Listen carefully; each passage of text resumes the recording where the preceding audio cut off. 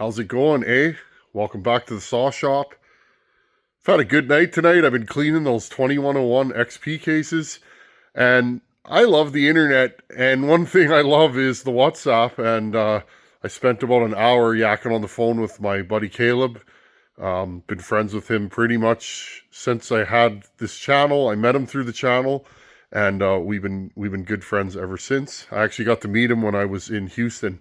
Anyhow, he sent me a video or a picture of what he did yesterday with the 460, and this is what keeps me going, friends. I'm not in competition with anybody but myself, and I like building power saws. Not everything I build is awesome. I'm the first one to tell you guys that generally, but anyhow, he did a big removal and he put a 3-foot bar on the old 460 that we built, and here's a picture. I'll post a picture here, and I think that's an oak or some kind of hardwood. But anyhow, friends, today's video, let's go through my part stash and let's figure out what we have for the 2101.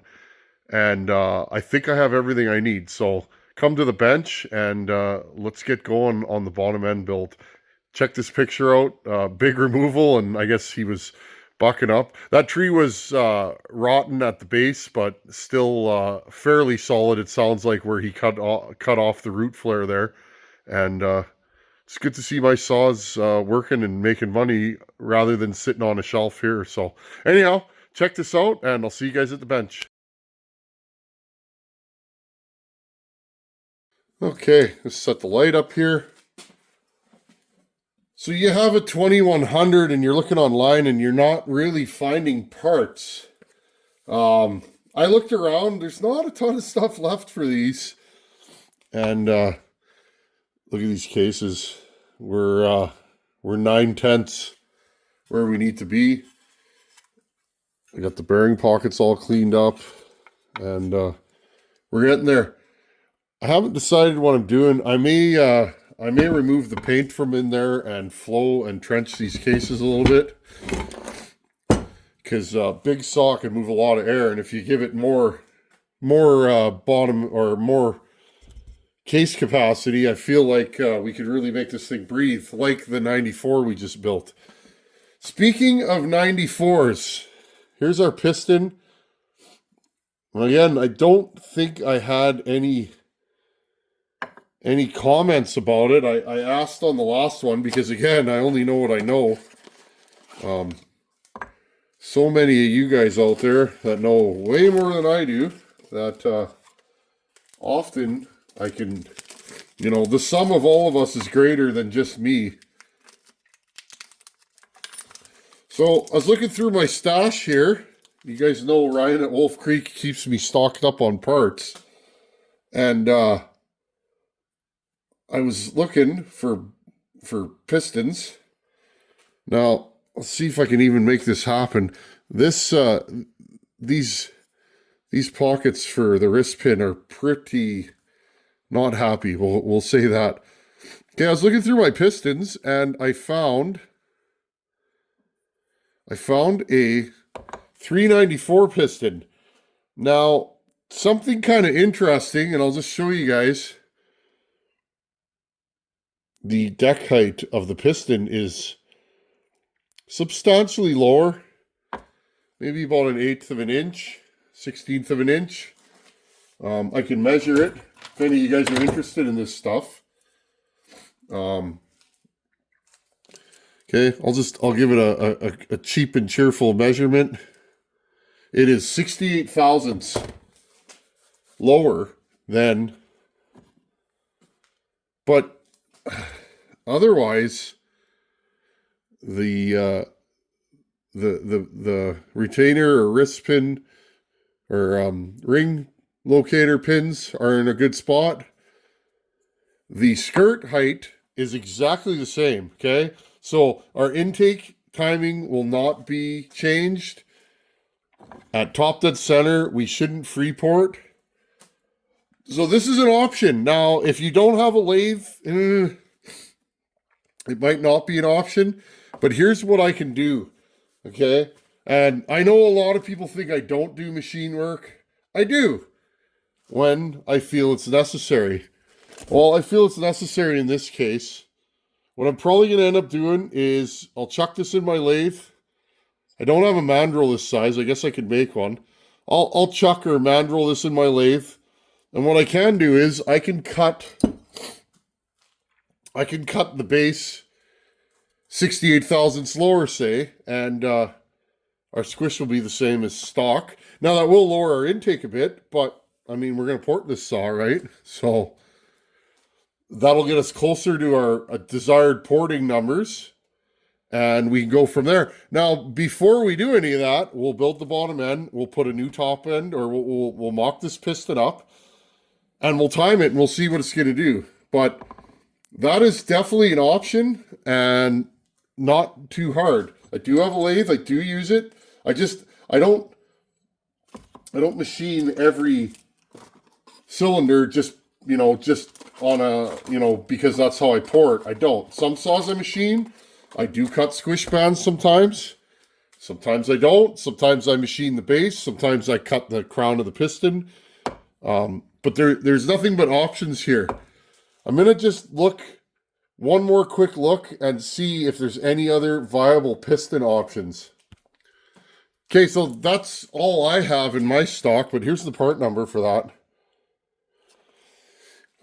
With a gasket delete, I mean, friends, if you don't have a lathe, you could quickly and easily remove the base gasket, throw this in. Yes, your squish should be a little off, but I mean, you could get a saw up and running again. The other thing is the rings are a little bit lower, so you may lower the compression. But again, could be an option.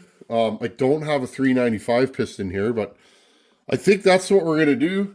I don't think Meteor makes a 2100 piston. I found a couple of pistons from questionable sources, i.e., I'm pretty sure the Redbox company makes them. You guys saw the problems I had with the partner build, so I'd rather not go down that route.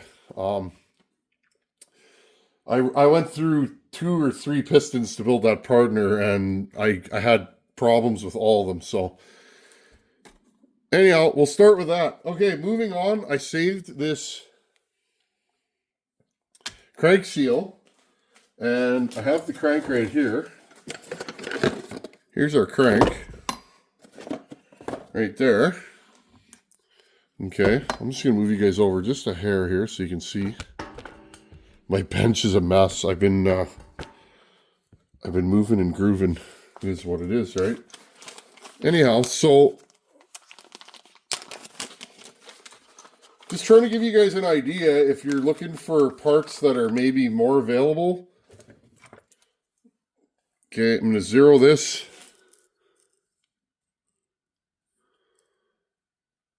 Turn the light on. Okay, so it's about 1.1. Okay. 1.1 inch, give or take.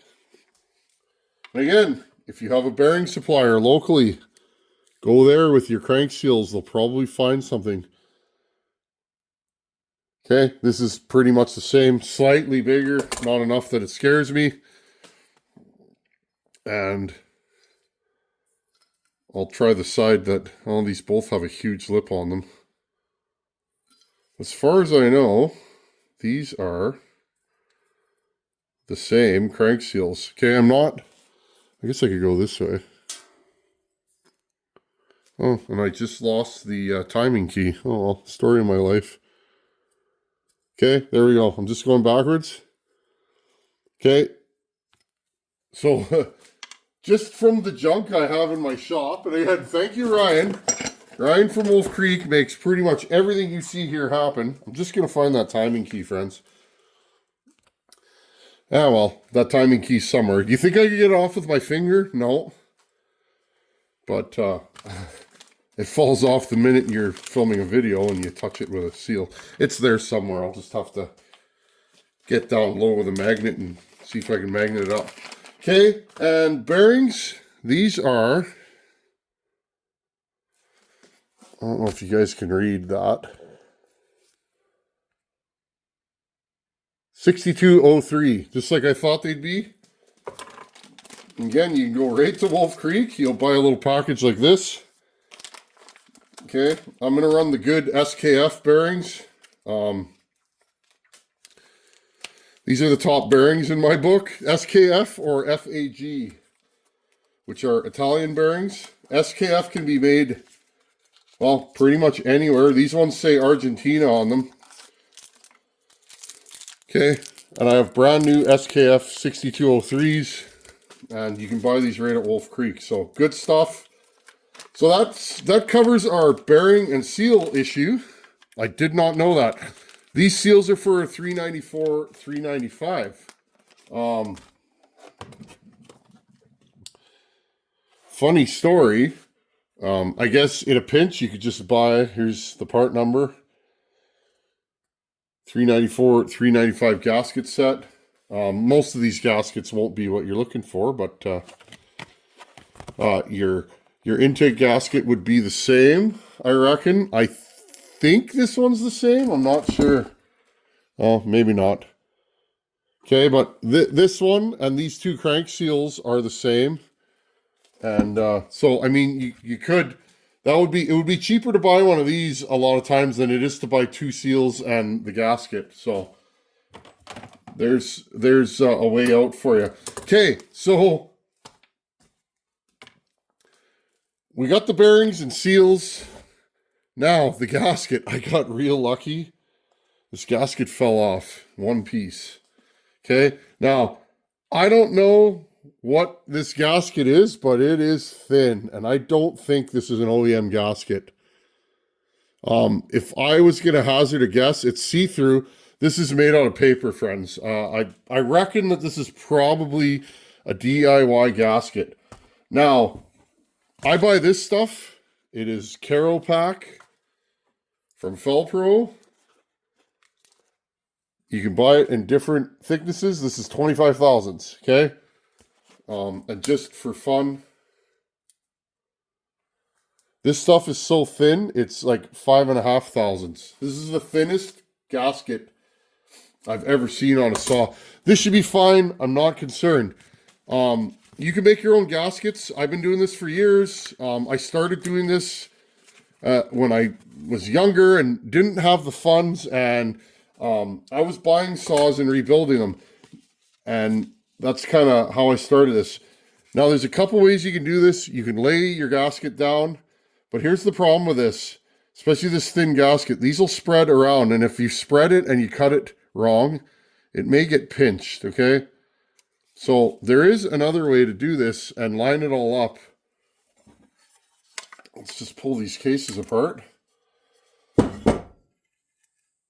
Okay, there is another way. I just got to take this. I got to take this little pin out here, and then I'll hit you guys back up. 2 seconds. Okay, that pin did not want to come out, and I wasn't super interested in horsing around with it. Okay, you got your lineup dowels here. Okay, I pulled those out of the other side because I was thinking to myself, why am I doing this so silly? Okay, take your case, put it on here. Okay, this will give me a reference.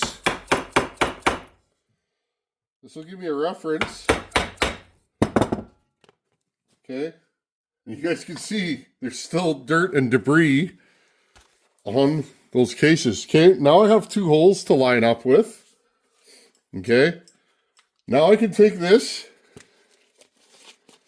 lay it out here, here, and here, and that will give me a better frame of reference.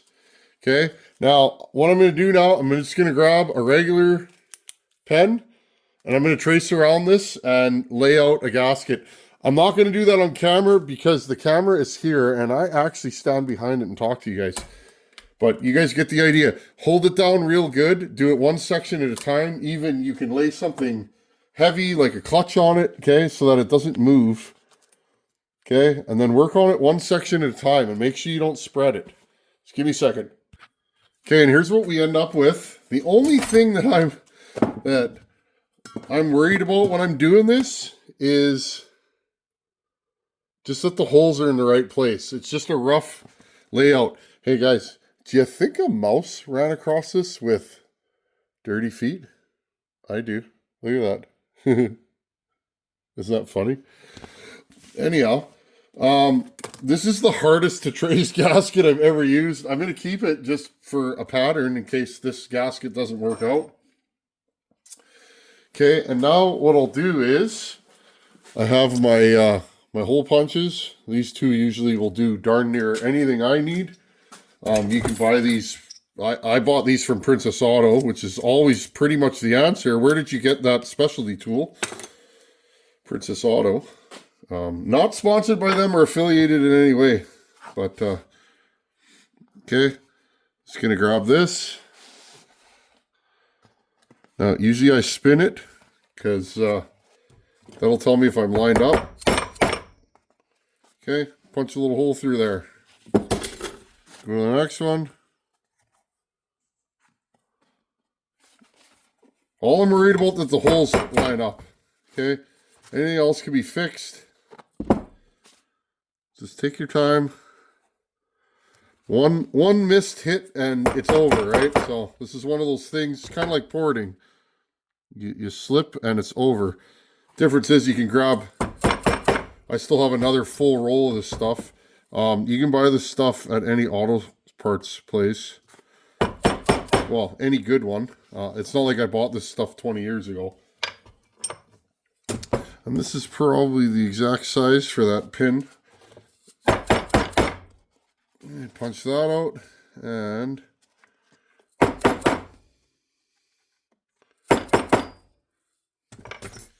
okay, there we go. We got our holes in place. Now I'll just grab a knife, cut off my excess. I'm not too worried about saving this roll. This thing's been rolled up way too long. I'm very limited for space in this shop, and things like this, I just don't have room to lay it flat. So this thing's been rolled up too long and makes it a little bit harder to make gaskets when you want to lie them flat. Okay, and I'll just go around here and I'll cut this all out. And I'll use a straight edge for a lot of it. I use this when porting to make lines and stuff like that. It's also good for making gaskets. Okay, I'll hit you guys back up when that's done. Okay, and there you have it.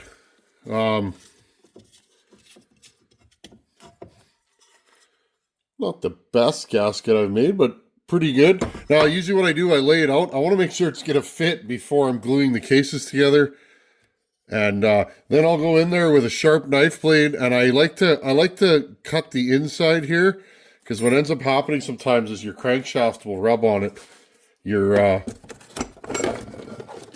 when the rod's at bottom dead center, usually it'll hit the center of the rod, and you'll end up breaking off gasket when you run the saw. Not the worst thing, but I mean, you don't really want that running through your brand new saw or somebody else's brand new saw that you just built. So, again, I always leave it proud on the outside because whatever, it's fine. If it bothers you after it's together, go ahead with a sharp knife, go in there and cut all around, and good to go. So I think we're where we need to be with this thing. Next video, we'll get this bench cleaned up, spick and span, and we'll build a bottom end for this, put a couple of bearings in it, and we'll run the crankshaft in. Probably leave the seals out, because I like having the seals out for timing it. It just spins over freer. But we can get a bottom end built, and then we can mock it up with the 394 piston and see. The only thing, well, again, friends, we won't know until we get there. The only thing that I might not like about that piston, because the lands for the rings are slightly lower, just got to make sure that the ring doesn't go into the intake manifold. We don't want to snag a ring on the opposite side, right, on the intake side. Normally, if you hang a ring, it's on the exhaust side, but in this case, it could hang on the intake side. So just a few little things to be aware of, and Again, you can make your own gaskets, and often saws have similar parts, even though, they're generations apart. Same bearings, same seals. That's why I work on Huskies. Steel makes a good saw too, as does Husky and various others. I like the Huskies because I can buy non-proprietary, off-the-shelf parts more often than not. The older Huskies, the new ones have gone proprietary, but these old saws, I can usually have the stock of parts I need to just rebuild them without actually ordering anything. So there we go. Well, I hope that helped you guys see kind of what parts you might have laying around your shop that'll work in a 2100. 6203 bearings, 394, 395 crank seals. I believe 281, 288 have the same crank seals and bearings. And then make yourself a gasket and you can throw it back together. The only hitch in the plan will be, will that piston work? If not, maybe I'll have to go through wolfcreek.com and see if they have a piston, or call up Ryan, or I'll see if I can make this one fit. Anyhow, friends, thanks for watching. Take her easy. See you in a couple days. Later.